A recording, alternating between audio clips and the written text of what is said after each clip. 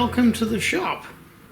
I've had this SMC controller, 5-axis controller, for nearly a year now, and I thought I'd give you a little bit of a review or my thoughts on this controller. And quite frankly, it's a damn good investment because it operates exactly like Mark III or Mark IV for that matter. There's no real difference between them. It's got a lovely full color. It's a 7-inch screen on it, which I love. It's big enough for me to see, and it gives you the full information in sort of one glance. Not only is it graphically, but it gives you a color difference as well. So this is the work offset, or the G54 setup from the last job actually. So you just press on the shift there, and this takes you then straight to the machine coordinate system, and that's how far you are away from the machine home. Come out of that. I've run files through this as big as 1 million lines of code, running for 4 or 5 hours without any incident at all. It's never ever failed. I do understand that there is a patch file from the manufacturer of this that does convert it to inches. However, I haven't downloaded that file. I haven't done it myself, and I don't really know anybody that has. I haven't seen any comments about it, so I can't really tell you that. But to me, this is a metric system only. I've got this connected up to my little CNC router, which is just behind my back here. So to make it operate, very similar to Mark III, you have a reset here. Take the reset off, you press this little cross button here. Reset lights up as nice and green, and you can, very controllable. In actual fact, it's more controllable than using a computer and a computer keyboard. And talking about computer and computer keyboards and Mark III, I bought this for less than $500, delivered here, and we're talking Australian dollars. Okay, I know it fluctuates every day compared to the US dollar, but so that would be probably about $450 US delivered. You will see all sorts of prices for this exactly the same model. I had it with a handset too. Love the handset. Works very, very well. It's magnetic too, so you can clip it to any metal, steel type thing. So the all-up cost of this unit to run a CNC machine, or a mill for that matter, and that's something we're going to do next year. We're going to connect one of these up to my big mill, which I'm going to convert. It doesn't need a breakout board or a smooth stepper. It's already built into this. And it doesn't need a computer, because it is one. Memory inside is 8 gig. That's all you need. Like I say, I've run 1 million lines of code through it. But it is expandable via a flash drive or thumb drive, whatever you want to call it, up to an additional 32 gig. So that's 40 gig. I've never ever used a code, or ever had to have anything that size before. So it's got good range for its memory. it can simultaneously run 5 axes, which is really good. I only ever run 4 axes, and I suppose you could run the 5th axis as your tool changer. Or if you're just running a 3 axes, you could run the A axes for your tool changer. Its capability is quite large. I'll zoom into the screen here, or maybe the full size of the controller unit, and I'll go through some of the screens with you just to show you how easy it is to, it's already fully set up, but I'll show you how to make changes in it for like the stepper motors, steps per and things like that. It is very intuitive. It's easy to operate. I find it easier than operating it through a computer with Mach 3 actually. So I'll take you through some of the screens. So to move around the screen to choose each individual area that you want to go into, you can either use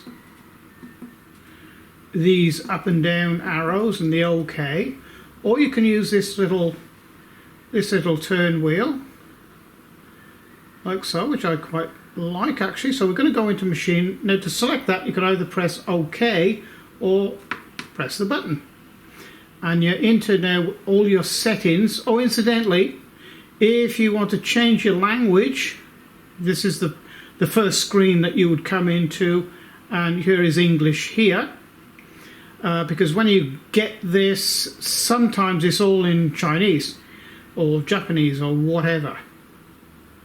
So let's scroll all the way through here to motor set. Now I think the camera's probably picking this up. These are my steps per. Okay, so it's all 400 because this is matched up to what my lead screws are and my stepper motors.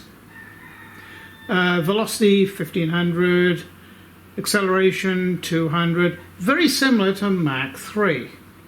Now if your motors are turning in the wrong direction, you just can't, like if the Z was going in the wrong direction, you push Z minus and it was going up. So to change that, all you do is change the 0 to a 1, and it corrects it exactly the same as Mach 3 or Mach 4.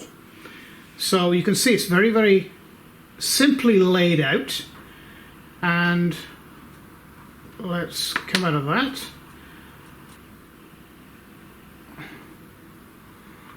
Let's go to limits. Now this is, I keep on referring to Mach 3 or Mach 4 because it's identical.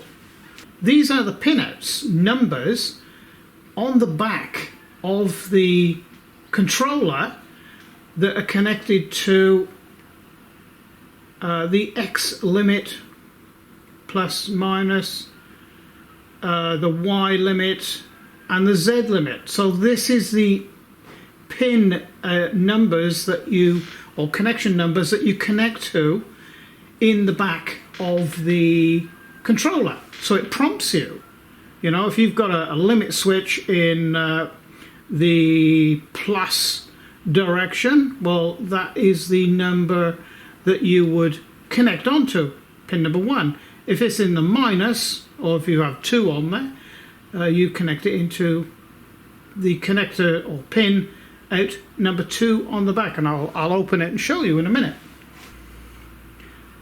So exit out of that, and we'll go back into home in. Okay, enable.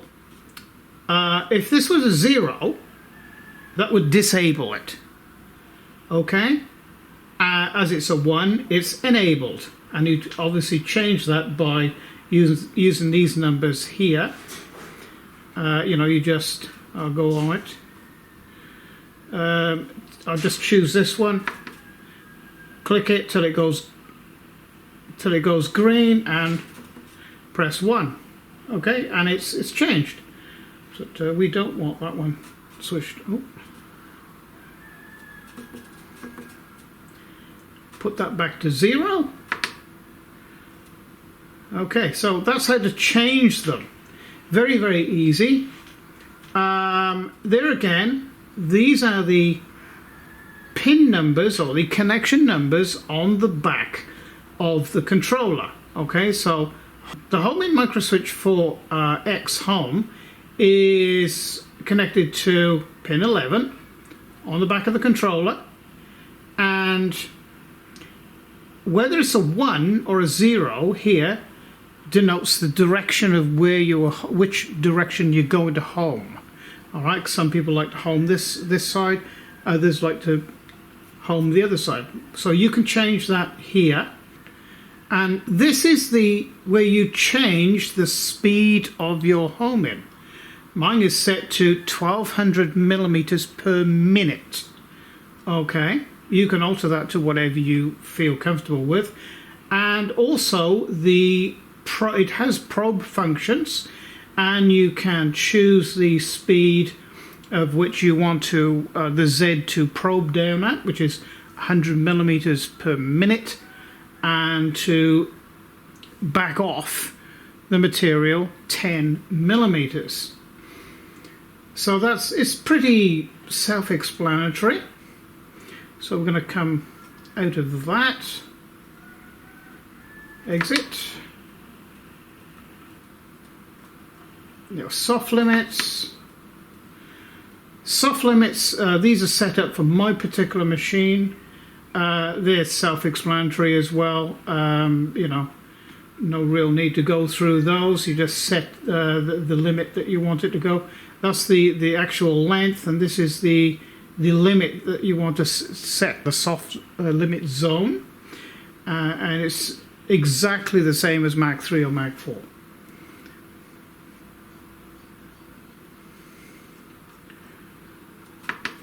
Spindle. You can either have PWM, that's the pin number you connect to, high or low, exactly the same, or you can have, in my case, I have an analog, so I've got analog enabled, and maximum RPM 20,000 RPM.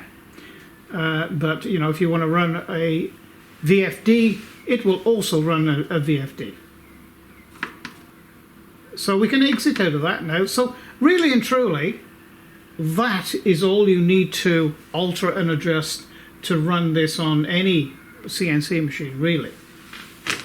Okay, so this is the back of the controller, and this is the wiring and the drivers and the power supplies for my particular little CNC router. Now, a lot of people ask me what sort of power supply this requires. According to the little manual that comes with this, it will accept anything from 12 volt to 24 volt. But on the back here, it's got 12 volt input. So what I did, and what I do, I try to, shall we say, utilize retired electronic components. And in this case, it's a printer power supply. It's 12 volt DC. It's a clean power supply, clean as in electrically clean. It was a Hewlett and Packard unit. So what I do, you can easily find out which is positive and negative, and trim the wire down, and that's the unit there. And I use a mains protected mains power board in there. It's got its own protection, and I use that to supply 12 volt power to this. This 12 volt power supply is 1.5 amps at 12 volt, but this only requires 1 amp. Let's have a closer look into the back here, because I know a lot of people ask me, how do you connect it up? Well, I'll show you. Okay, there again, it is fairly self-explanatory. You have 12 volt positive in, and that's your negative there, or ground. You also have a ground supply here and a 5 volt supply to supply 5 volt to the drivers. Then you have X direction and X pulse, Y direction, Y pulse, and Z direction and Z pulse. And of course, there's your 4th axis, there's your 5th axis, 6 axes, and 7. This one actually is only wired for 5 axes. And there again, up here, you have, if you was running a VFD, you'd use the pulse width modulation, or PWM. In my case, I'm using the 0 to 10 volt to run my DC 100 volt DC 800 watt spindle. And again, you have 5 volt supply, 5 volt supply there, which corresponds with this plug here. Now, if you can see with all these wires, all these bits of paper here, I sort of label everything. These particular ones here are for the limit switches. So we have, and remember on the other side of the control panel, there was numbers 11, 12, and 13 are the homing switches.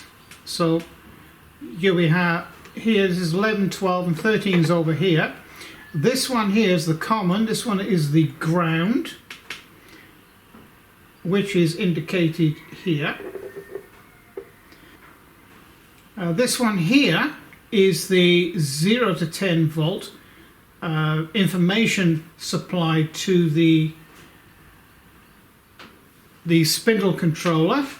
I have a ground here, which actually goes to the spindle controller as well. This big plug here, which is this one here, that one is the hand controller. So this little controller works without any fuss whatsoever. It just gets on with the job. We'll just home this little CNC router. To do that, that button there, and come down to go and find the home switches. Okay.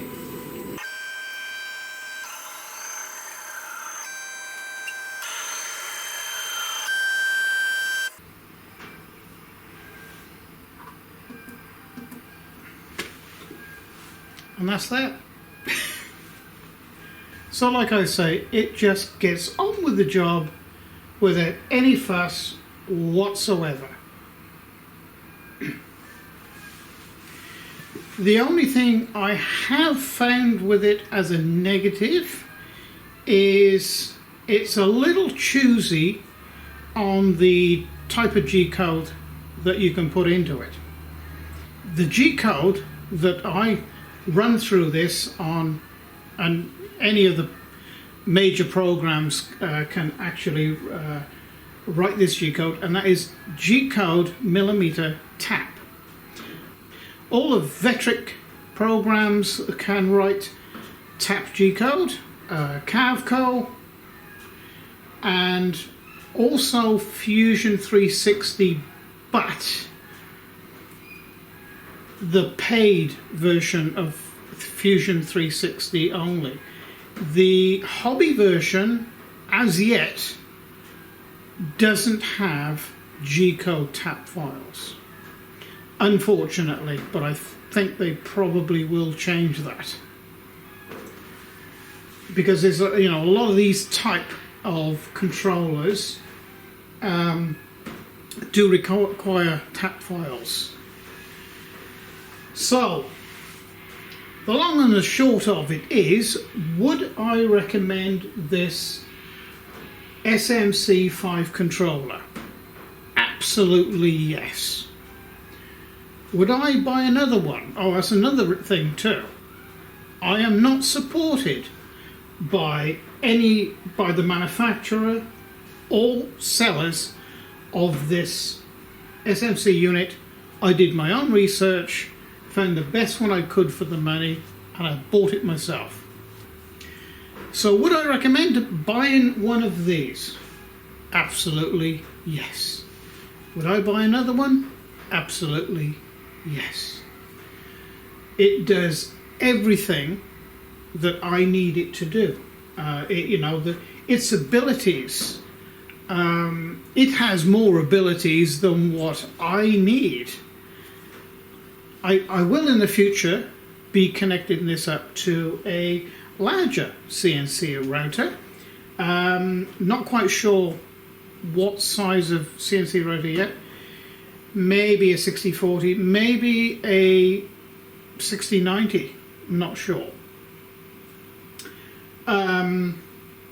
Mach 3 is a good program, and I have it and use it on several other CNC machines. But, that relies on Windows 7. You can use Windows 10 if it was an original Windows 7 computer. That's okay, but they're getting a little bit long in the tooth now. The same as systems that used to use the 25 pin. That was an XP unit. I mean, that's 20 years old. So that's sort of way outdated now. So this is an alternative direction to go from using a PC. There are other alternatives to this, and you'll see them. But they're so expensive for what they are. And there again, you've got to get a keyboard and you've got to get a monitor to plug into them. So you're not going to get much change. It's over $1,000. You can get two of these for that. So I recommend these. Highly recommend these. And I may even get another one. Although I did make this a modular unit, so I can just unplug it and plug another CNC router in. But I don't think it wouldn't run with these drivers. It probably would run NEMA 23s, but the high-powered, high-torque NEMA 24s, it probably would struggle with that. The drivers, wouldn't supply 4.5 amps, I don't think. So I'd have to make another unit, which is okay as well. So, in a nutshell, yes, I'd recommend it. It's very good value for money. You would have to be choosy with the sellers on wherever you buy it from, eBay or wherever. Shop around, because these SMC controllers can be had with the hand control for under $500. You don't have to go paying $800, or I've seen them for $850. Which is ridiculous. That's being really, really greedy. $500 is the value of this. Okay? $500, maybe You know, I suppose it may fluctuate a little bit, $550, but I wouldn't be paying any more than that. Damn good value for money. Okay, so if you've liked this video, please like and subscribe, and come and have a look at some of my other videos. You know, I did 18 videos on building this little CNC router. Very handy little tool to have, this, I can tell you. And actually making this control unit as well. Go and have a look. This is actually called the MIDI CNC router. It's in a playlist for you to make it easy. Come along and have a look. So if you like the video, please like and subscribe, and come and have a look at some of my other videos. In fact, the next video, I'm going to be doing a little 3D carving on this of a fairground horse, which is going to be a nice little plaque, you know, for a kid's bedroom wall or door or something like that.